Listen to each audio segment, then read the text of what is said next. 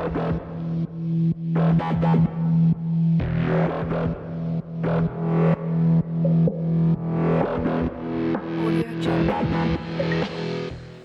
and thank you for being there. Today is a new topic, something interesting, something different, as we always are. And the topic is really interesting. Is Jesus a foreign God?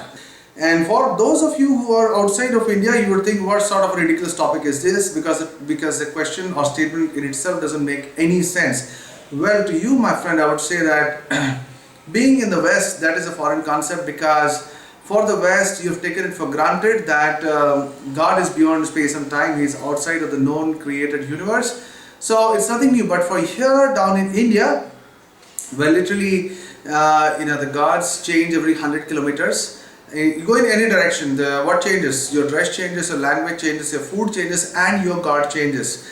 So when that happens, there are like local gods, people, gods who are taking care of a particular element of nature, of a particular area, even household favorite gods and deities are there. So here that question is very, very relevant. It's something really interesting. It will help you to understand our great country and all its diversity. So stay with me on this. So when I was growing up in a non-Christian household, I used to get very, when I used to hear this, that okay, those Christians, they're worshipping a Western God, I used to think, even at that time I used to think, what do you mean? What do you mean by a Western God? And then there would be these, photographs of Jesus with the long wavy blonde hair and blue eyes, and they would say, oh, it's a God of America and the West and stuff like that. And I used to think, if God created everything, then how can God be of a particular country or a location? So that was my earlier thoughts when I was not yet a Christian. And going ahead, as I started off being a Christian, and when we used to hear other arguments, there's this particular gentleman, he speaks very vociferously against Christianity in India. And one of the arguments that he gives is, how can we believe or know that these gods of Christians are real when we don't even know which family they belong to, where they come from, and when they were born? And I know it sounds very silly, and even I used to think about it that way, believe me on that, but that's how the thought process works over here. And then as I thought about it, reading and researching as to what were the earliest mindsets across the world, and then you realize that the ancient people used to think this way, that is, you need people around us to be with us, and we help others, others help us through our day-to-day activities. We need veterinarians, we need people who will do our work, like doctors, physicians, gardeners. We need people who will, soldiers are there. We need people who will row the boats, sow in the soil, farmers, everything. Cooks are there. So there are so many people helping out for our basic survival on a day-to-day basis. So they used to think that, how is it possible then that one God can look after all the elements in this universe? So there has to be a delegation of duties, there has to be host of deities who take care of various aspects of the elements of nature. And that's where it comes from, the God of thunder, the God of war, the God of love, the God of rain, the God of wind, the God of fire, the God of even the ground, or the God of the river Nile, and all those things that we see, because they used to take it as a delegation of duties.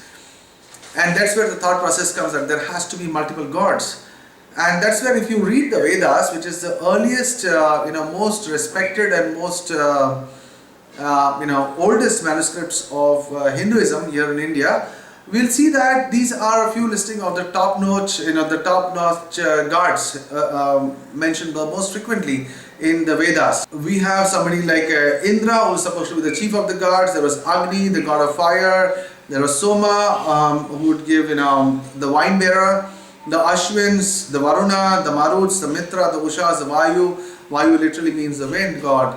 So there are all these gods having various delegation of duties. But then again, if you study the known universe, and we have done so many videos on that, and you can see some links on the screen, we realize that the entire universe, the entire known universe, had a beginning. It began at a specific time, as a specific point in time, if I might call it as a cosmic time, but otherwise as a universal time. Even time began to exist at the beginning of the universe. So if there is a God and there is a God, he has to be outside of space and time. So that's where science points. I'm not saying that science shows us God or something. Science just points us in the direction of God. So God has to be beyond space and time. So this entire concept of God, Jesus being a foreign God simply doesn't make sense. If that was the case, all these Hare Krishna people who are propagating Krishna outside of India, for the Westerners, then Krishna has to be a foreign god. On what basis are you being a hypocrite and saying in India that you're worshipping a foreign god, and then you're going in a foreign nation and teaching them about a foreign god? So what are you doing? That's one side. And secondly is being, if God made the entire universe, does it really matter where was he born? Was he born in India? Was he born in US? Was he born on the moon? Or was he born on Mars or in the Andromeda galaxy? Who cares? It's just like he is there, he came.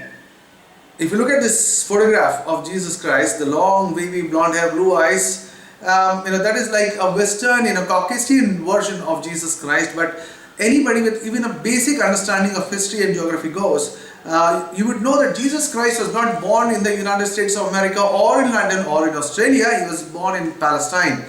And for any sort of depiction, I would say something like this, which is in Akianis, the beautiful child who says that she had, visitations of heaven, and she saw Jesus Christ and she painted him like if, I would say this is a better depiction of Jesus Christ. I'm not saying that it is. This is a better depiction based on the geographical or the demographical aspects of where Jesus Christ was born than this. So that's it. The entire argument dissolves and collapses on itself. Now coming back to the Bible, does the Bible speak of a God which is beyond space and time? Of course it does. And if you ask me where, the first chapter of the book of Genesis, chapter 1, verse 1, in the beginning God created the universe. If God created the universe, then obviously he has to be beyond the universe. He cannot be within the universe and then create it.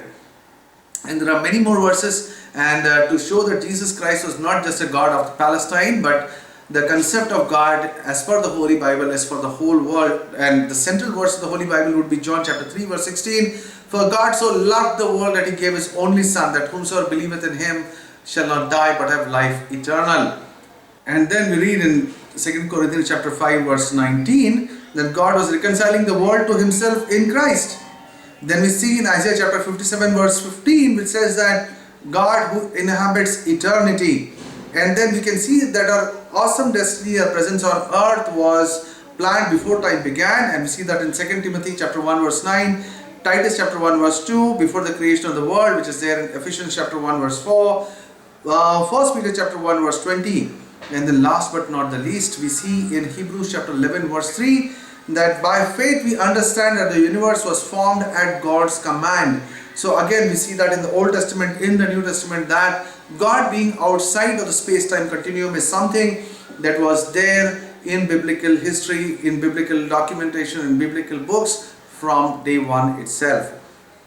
And a few more things. Now you might ask that, okay, that simply shows that Jesus Christ was born on X date and dead on Y date.